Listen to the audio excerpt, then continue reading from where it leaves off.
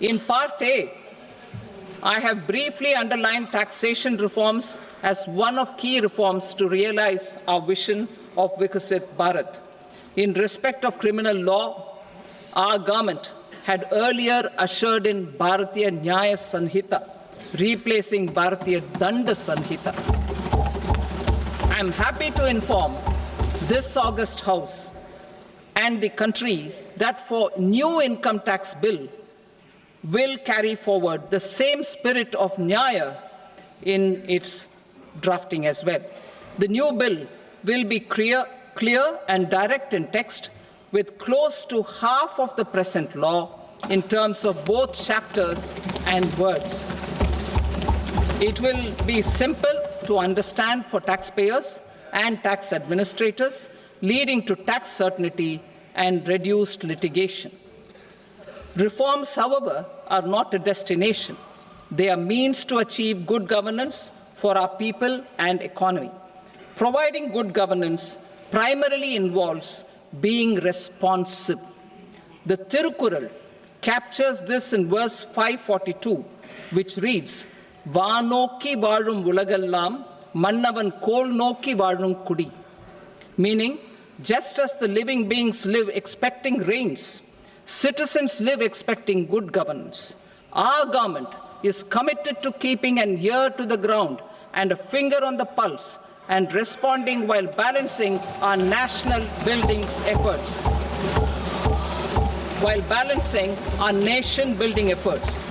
The following measures will detail just how our government will, under the guidance of PM Modi, has taken steps to understand and address.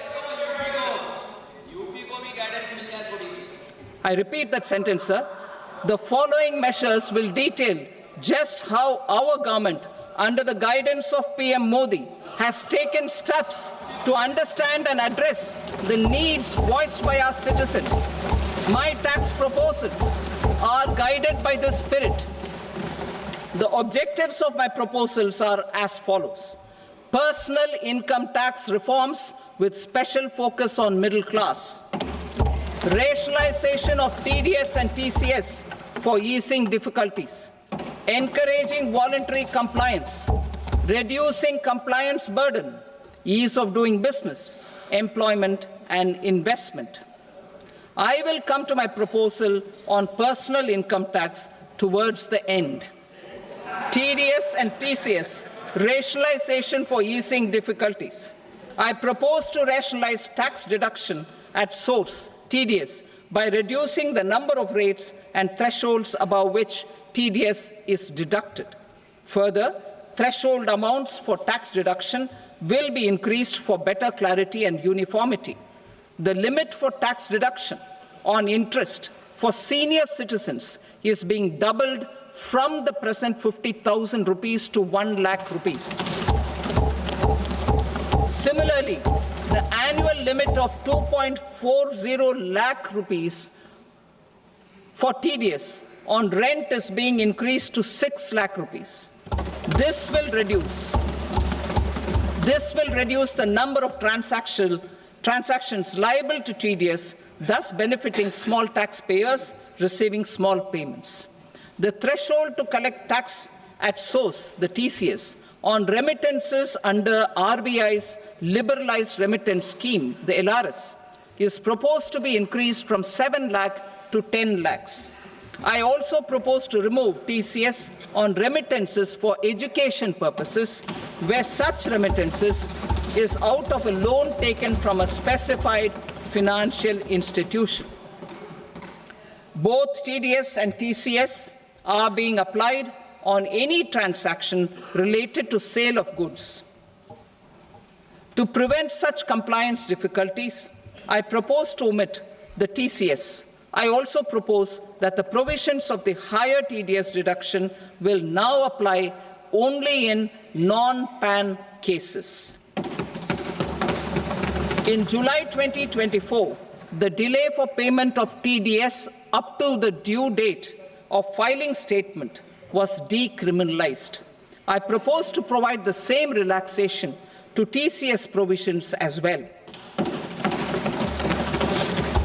The government under the leadership of Prime Minister Modi believes in Sabka Saath, Sabka Vikas, Sabka Vishwas and Sabka Prayas. In line with this, we brought in updated return facility in 2022 for voluntary compliance by taxpayers who had omitted to report their correct income. Our trust in taxpayers was proved right. Nearly 90 lakh taxpayers voluntarily updated their incomes by paying additional tax. Taking this trust further, I now propose to extend the time limit to file updated returns for any assessment year from the current limit of 2 years to 4 years. I propose to reduce the compliance burden for small charitable trusts and institutions by increasing their period of registration from 5 years to 10 years. It is also proposed that disproportionate consequences do not arise for minor defaults such as incomplete applications filed by charitable entities. Presently, taxpayers can claim the annual value of self-occupied properties as nil only on the fulfillment of certain conditions. Considering the difficulties faced by taxpayers, it is proposed to allow the benefit of 2 such self-occupied properties without any condition. To streamline the process of transfer pricing and to provide an alternative to yearly examination, I propose to introduce a scheme for determining arm's length price of international transaction for a block period of 3 years. This will be in line with global best practices. With a view to reduce litigation and provide certainty in international taxation, the scope of safe harbor rules is being expanded. A number of senior and very senior citizens have very old national savings schemes accounts. As interest is no longer payable on such accounts, I propose to exempt withdrawals made from NSS by individuals on or after 29th August 2024. I am also proposing to allow similar treatment to NPS Vatsalya accounts as is available to normal NPS accounts subject to overall limits. In my speech in July 2024, I had promised that all processes, including giving effect to appellate orders, shall be digitalized and made paperless over the next 2 years. So I'm happy to announce that digitalization is being made operational now. In July 2024, we brought in the Vivad Se Vishwas scheme to resolve income tax disputes pending in appeal. The scheme has received a great response, with nearly 33,000 taxpayers having availed of the scheme to settle their disputes. I have a few proposals to promote investment and employment. It is proposed to provide a presumptive taxation regime for non-residents who provide services to a resident company that is establishing or operating an electronics manufacturing facility. I further propose to introduce a safe harbor for tax certainty for non-residents who store components for supply to specified electronics manufacturing units. Presently, the tonnage tax scheme is available only to sea-going ships. The benefits of existing tonnage tax scheme are proposed to be extended to inland vessels registered under the Indian Vessels Act 2021 to promote inland water transport in the country. Extension for incorporation of startups. We continue to support the Indian startup ecosystem. I propose to extend the period of incorporation by 5 years to allow the benefit available to startups which are incorporated before 1/4/2030.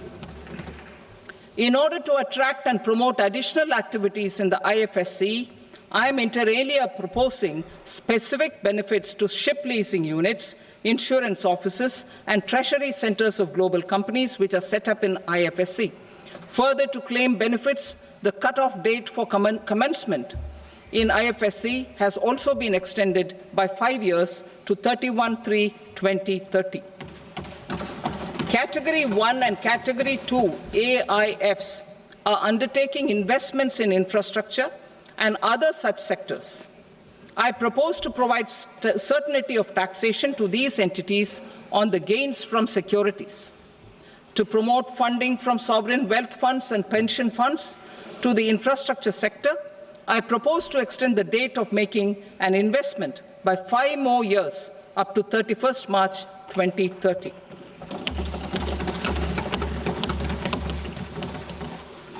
Personal income tax reforms with special focus on middle class. Democracy, demography, and demand are the key support pillars in our journey towards Vikasit Bharat. The middle class provides strength for India's growth. This government, under the leadership of Prime Minister Modi, has always believed in the admirable energy and ability of the middle class in nation building. In recognition of their contribution,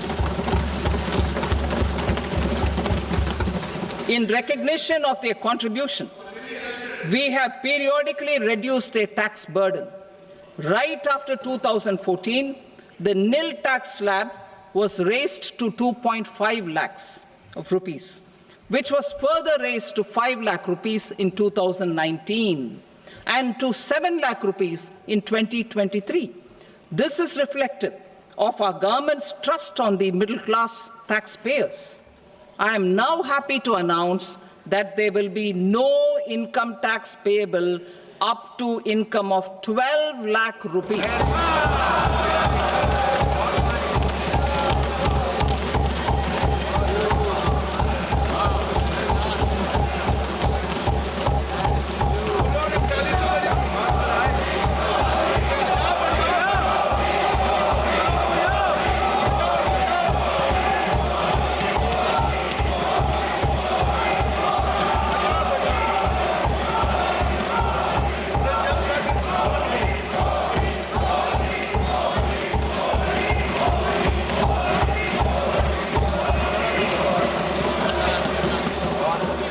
So, average income of 1 lakh per month, other than the special rate income such as capital gains, under the new regime.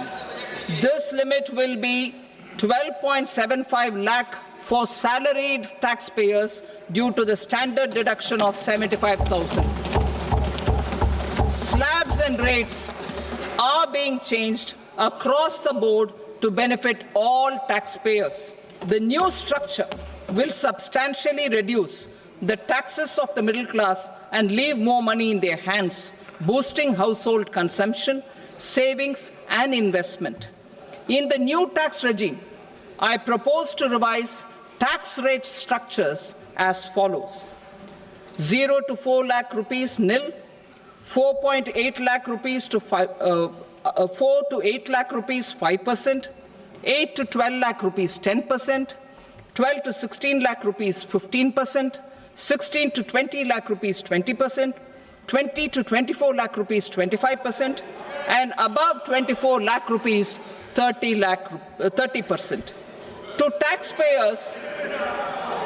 taxpayers up to 12 lakh of normal income, other than special rate income such as capital gains. I read that again.